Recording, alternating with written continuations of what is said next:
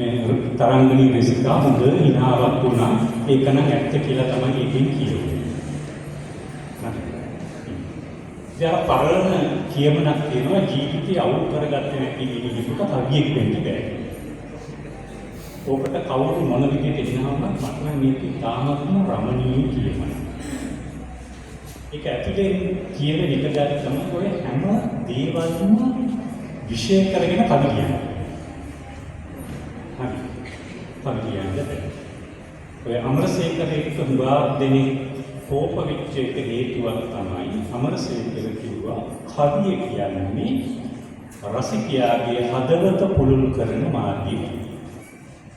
ජීවිතේ තාම සියුම් තැන් ස්පර්ශ කරන මාර්ගය. ඉතින් මම හිතනවා අපි හැම කෙනෙකුටම පොඩි ෆැන්ටසියක් තියෙනවා. ඒක ඇතුලේ නිකන් කවදාකවත් පර වෙන්නේ නැති මලක් හෝ මල් කැටලක් තියෙනවා. අනිත් මූර්තියවලදී තියෙනවා. දැන් අපේ සුනිල් සෙනෙවි සහෝදරයාට කැමති කෙනෙක් වුණාට එයා තාම ඉන්නේ සාහිත්‍ය ගන්නකො ඒ ගුරුවරයාට තමයි එයාගේ ෆැන්ටසි එයා තමයි ඉඳලා ඇමති කෙනෙක් හැටියට අපිට දැනෙන්නේ නැහැ එයාට දැනෙන්නේ. රටට දැනෙන්නේ. එයා තාම අර මිනිමට තමයි කියන්නේ.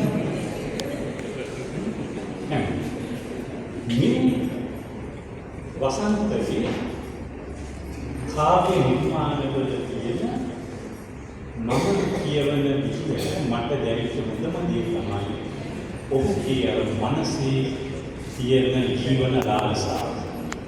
ඒක ඔහු හරි සියුම් විදිහට කියනවා. මේක පුරා කරුණු කියනවා. සාමාන්‍ය කෙනෙකුට නොතේරෙන විදිහට කවි කියන ප්‍රභාක්‍යයන්ගේ කවිලා තියෙන එකක් තියෙනවා. අමරකීර්ති හැබැයි මේක ටිකක් ඊට වඩා විරුද්ධව ලියනවා. ප්‍රභාක්‍යයේ කියන ලියන විදිහක් නෑ. රේඩියෝ රැකියාවට නොදී ගෙදර ඉන්න නිසා. එන කවිතා පරසාර කරන භාෂාවේ ලියපු දැන් මම කවි 37ම කියවන්නේ නැහැ. මම මගේ ප්‍රවාදය පොඩ්ඩක් කියන්න හදනවා. අපි දෙකක් ඒකෙන් හැමතුමා කියමු. මේ අන්තිම කවිය උදාහරණ. වැසි සුව සහ වැසි සැර. වැසි සුව සහ වැසි සැර. ඇය සමග රතුමල් උදේ යකින් යන විට විකින් විට විදුලි කොටමින් සෙනෙන් සැරවන වැස්ස.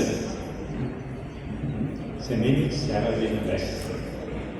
මේක පිටු ගන්න විවරණය කරන්න පුළුවන් භාවපූර්ණ ජීවන අත්දැකීමක් තියෙනවා. ඕනනම් කාට හරි කැමති නම් හෝම්වර්ක් කරන්න පුළුවන් ගෙදර ගිහිල්ලා වසන්තගේ පොත කියනවා නම් කවි බොහෝ මේක මේ ඇය සමග කියන ඉතුරු වසන්තගේ විදින මේ සභාව වෙනවද දන්නේ. ඉන්නවනම් මට කතා සංයමයෙන් කතා කරන්න පුළුවන්. යන්ට පිටින් පිට විදුලි කොටමින් සෙනෙන් සැරවෙන වැස්ස.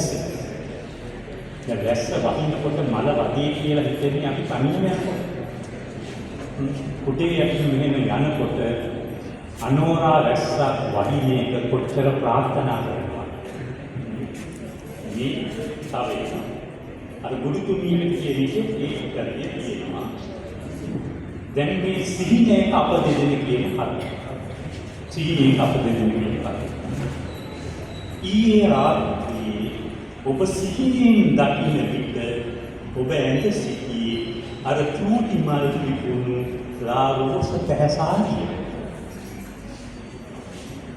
අපි ආදරය කරන යයි යෝජනා කළ හැම වරම ඔබ සිහින් මඟ හරින විට මා කීදේ ඔබට මතකයි.